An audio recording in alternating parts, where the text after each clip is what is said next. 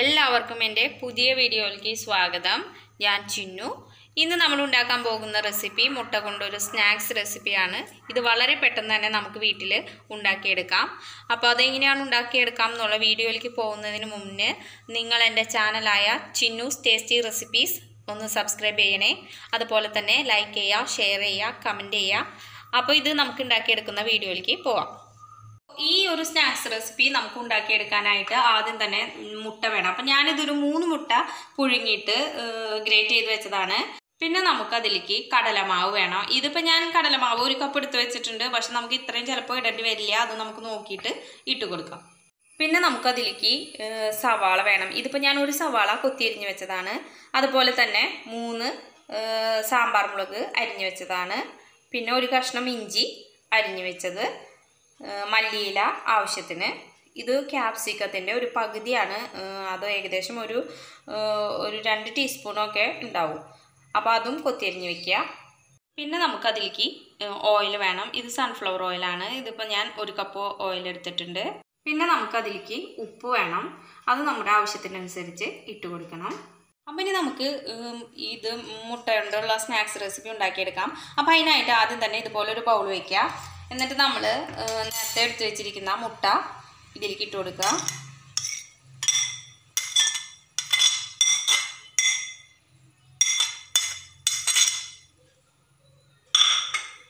പിന്നെ ഇതിലേക്ക് നമ്മൾ നേരത്തെ എടുത്ത് വെച്ചിരിക്കുന്ന സവാള ഇട്ട് കൊടുക്കുക.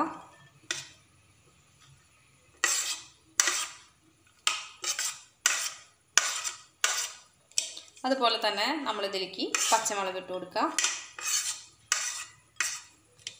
ഇഞ്ചി ഇട്ട് കൊടുക്കുക, മല്ലിയില ഇട്ട് കൊടുക്കുക, ക്യാപ്സിക്കം ഇട്ട് കൊടുക്കുക.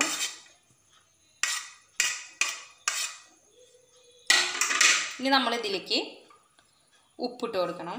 ഞാൻ ഇതിലേക്ക് 1 ടീസ്പൂൺ ഉപ്പിട്ട് കൊടുത്തു. ഉപ്പ് നിങ്ങളുടെ അളവ് നോക്കിയിട്ട് ഇട്ട് കൊടുക്കുക.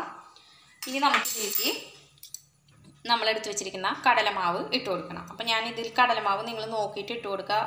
ഇതിപ്പോൾ ഞാൻ 1 കപ്പ് എടുത്ത് വെച്ചിട്ടുണ്ട്. അപ്പോൾ നമുക്ക് ആവശ്യത്തിന് ഓരോ ടീസ്പൂണായിട്ട് ഇട്ട് കൊടുക്കുക.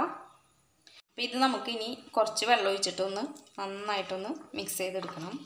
കൈകൊണ്ട് നന്നായിട്ട് മിക്സ് ചെയ്തെടുക്കുക.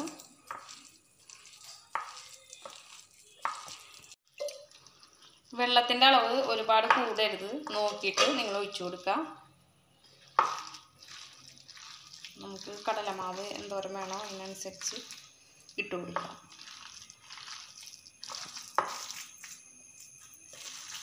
അപ്പം ഇതിലേക്ക് കുറച്ചും കൂടി കടലമാവ് വേണം. അപ്പം ഞാൻ ഇതിൽ നിന്ന് നമ്മളെടുത്ത് വെച്ചേക്കുന്നത് വീണ്ടും കുറേശ്ശെ ഇട്ട് കൊടുക്കുകയാണ്. ഇതൊരു തിക്ക് ബാറ്റർ ആവണ വരെ നമ്മളൊന്ന് നന്നായിട്ട് മിക്സ് ചെയ്ത് കൊടുക്കാം. കൈകൊണ്ട് തന്നെ മിക്സ് ചെയ്യുക, ടീസ്പൂൺ ഉപയോഗിക്കരുത്. എന്നാലാണ് ശരിക്കും ഇതിൻ്റെ ഇഞ്ചിയുടെ ഇതൊക്കെ ശരിക്കും ഇതിലേക്ക് ഇതാവുള്ളൂ. ഞാൻ കുറച്ചും കൂടി കടലമാവ് ഇട്ട് കൊടുക്കുകയാണ്. ഇങ്ങനെ കടലമാവ് ഇട്ട് ഇതൊരു തിക്ക് ബാറ്റർ ആക്കി എടുക്കാം. നമുക്ക് ശരിക്കും ഇങ്ങനെ ഒരു റൗണ്ട് ഷേപ്പോ അല്ലെങ്കിൽ അങ്ങനെ ഷേപ്പ് ആക്കാവുന്ന രീതിയിലുള്ള ഒരു ബാറ്റർ ആക്കി എടുക്കാം. ഇത് ഞാനിതെല്ലാം ഇങ്ങനെ നന്നായിട്ടൊന്ന് കടലമാവിട്ട് മിക്സ് ചെയ്തിട്ട് നിങ്ങൾക്ക് കാണിച്ചു തരാം. ഇപ്പം ഞാനിത് നന്നായിട്ടൊരു തിക്ക് ബാറ്ററായിട്ട് കുഴച്ച് വെച്ചിട്ടുണ്ട്. അപ്പോൾ ഇത് നിങ്ങൾ ഇതുപോലെ തന്നെ കടലമാവ് നിങ്ങൾക്ക് ആവശ്യമുള്ളത്ര എടുക്കുക. അതിന് പ്രത്യേകിച്ച് അളവൊന്നുമില്ല. നമ്മുടെ ഒരു ബാറ്റർ ഒന്ന് തിക്കാവണ വരെ കടലമാവ് എടുക്കുക. ഇനി നമുക്കിത് ഓയിലിൽ വറുത്തെടുക്കണം. അപ്പോൾ അതിന് മുന്നേ നമ്മളിത് ഇതുപോലെ 2 ടീസ്പൂണ് എടുത്ത് വയ്ക്കണം. അപ്പോൾ ഇനി ഞാൻ ബാക്കി നിങ്ങൾക്ക് കാണിച്ചു തരാം. അപ്പോൾ നമുക്ക് ഇത് വറുത്തെടുക്കാനായിട്ട് ആദ്യം തന്നെ ഇതുപോലെ ഒരു കട്ടിയുള്ളൊരു പാൻ വയ്ക്കുക. എന്നിട്ട് ഇത് കത്തിച്ച് കൊടുക്കുക. ഇനി ഇത് നന്നായിട്ട് ചൂടായതിന് ശേഷം നമ്മൾ ഇതിലേക്ക് ഓയിൽ ഒഴിച്ച് കൊടുക്കണം. അതിലേക്ക് സൺഫ്ലവർ ഓയിലാണ് ഞാൻ യൂസ് ചെയ്യുന്നത്. അപ്പോൾ നമുക്ക് സൺഫ്ലവർ ഓയിൽ ഇത് നന്നായി ചൂടായതിന് ശേഷം ഇതിലേക്ക് ഒഴിച്ച് കൊടുക്കാം. അതിന് പ്രത്യേകിച്ച് അളവൊന്നുമില്ല. നമുക്ക് എത്ര ഇൻഗ്രീഡിയൻസ് ഉണ്ടോ അതിനനുസരിച്ച് നിങ്ങൾ ഓയിൽ ഒഴിച്ച് കൊടുത്താൽ മതി. അപ്പോൾ ഇതേനെ നമ്മുടെ പാൻ ഇവിടെ നന്നായിട്ട് ചൂടായിട്ടുണ്ട്. ഇനി നമ്മൾ തീ ഒന്ന് നന്നായിട്ട് കുറച്ച് വയ്ക്കുക. അതിനുശേഷം നമ്മൾ ഇവിടെ എടുത്ത് വെച്ചിരിക്കുന്ന ഈ എഗ്ഗ് കൂട്ട് നമുക്ക് ഈ ടീസ്പൂൺ വെച്ചിട്ടാണ് ഞാൻ ചെയ്യാൻ പോകുന്നത്. അപ്പോൾ ഞാനത് എങ്ങനെയാണെന്ന് കാണിച്ചു തരാം. അപ്പോൾ നമുക്കിതിൽ ഓയിൽ ഒഴിച്ച് കൊടുക്കാം.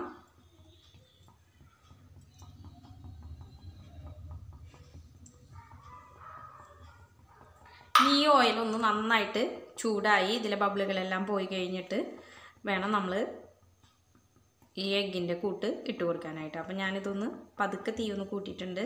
ഇനി ഒന്ന് തീ നന്നായിട്ട് ഇത് വെളിച്ചെണ്ണ ഒന്ന് നന്നായിട്ട് ചൂടാവുമ്പോൾ നമുക്കിത് കുറച്ച് വയ്ക്കാം. ഇപ്പോൾ ഇതേ നമ്മുടെ വെളിച്ചെണ്ണ നന്നായിട്ട് ചൂടായിട്ടുണ്ട്. ഇനി നമുക്ക് ഇതിലേക്ക് ഇടണം. അപ്പോൾ നമ്മൾ ഇത് കൈകൊണ്ടൊന്നും ചെയ്യില്ല, നേരിട്ട് നമ്മൾ ടീസ്പൂൺ കൊണ്ടാണ് ഇത് ചെയ്യുന്നത്. അപ്പോൾ ഞാൻ കാണിച്ചു തരാം. അപ്പോൾ ആദ്യം തന്നെ നമ്മൾ ഈ ടീസ്പൂണ് രണ്ടും കൂടി ഈ ഓയിലൊന്ന് മുക്കുക. ഇനി ഈ ടീസ്പൂൺ കൊണ്ട് നമ്മൾ ഇത് കുറച്ചെടുത്തിട്ട് മാവ് കുറച്ചെടുത്തിട്ട് ഈ ഒരു ടീസ്പൂണിൽ വയ്ക്കാം. എന്നിട്ട് ഇങ്ങനെ ഒരു ഷേപ്പാക്കി എടുക്കാം. അതുപോലെ തന്നെ തിരിച്ചും ഇങ്ങനെ തന്നെ ഷേപ്പാക്കാം. ഇനി ഇതിരിക്കിട്ട് കൊടുക്കാം. ഇതുപോലെ തന്നെ വീണ്ടും നമ്മൾ ഇത് മുക്കുക. ഇതിൽ നിന്ന് കുറച്ച് മാവ് എടുക്കുക, ടീസ്പൂണിലേക്ക് വയ്ക്കുക, ഇതുപോലെ അടച്ചു കൊടുക്കുക. വീണ്ടും കമത്തിയിട്ട് ഇതുപോലെ തന്നെ ചെയ്ത് കൊടുക്കുക, ഇതിലേക്ക് ഇട്ട് കൊടുക്കുക. ഇനി ഇത് പതുക്കെ നമ്മൾ മറിച്ചിട്ട് കൊടുക്കുക. തീ വളരെ കുറച്ച് വയ്ക്കുക, എന്നാലാണ് ഇത് പെട്ടെന്ന് അല്ലെങ്കിൽ കരിഞ്ഞു പോകും. ഇത് ഉള്ളൊക്കെ ഒന്ന് വേവണമെങ്കിൽ ആയം പോലെ കിടന്ന് വേവണം.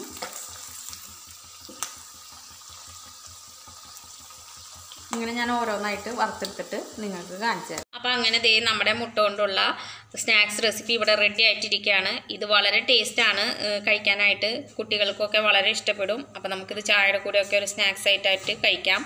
അപ്പോൾ ഇതെല്ലാവരും വീട്ടിൽ ഉണ്ടാക്കി നോക്കണം. അപ്പോൾ ഞാൻ ഇത് എടുത്ത് പൊട്ടിച്ച് കാണിച്ചു തരാം. തീ കണ്ട, ഇതിൻ്റെ ഉള്ളൊക്കെ നന്നായിട്ട് വെന്തിട്ടുണ്ട്. നമ്മൾ എപ്പോഴും തീ കുറച്ച് വെച്ചിട്ട് ഇത് വേവിച്ചെടുക്കുക.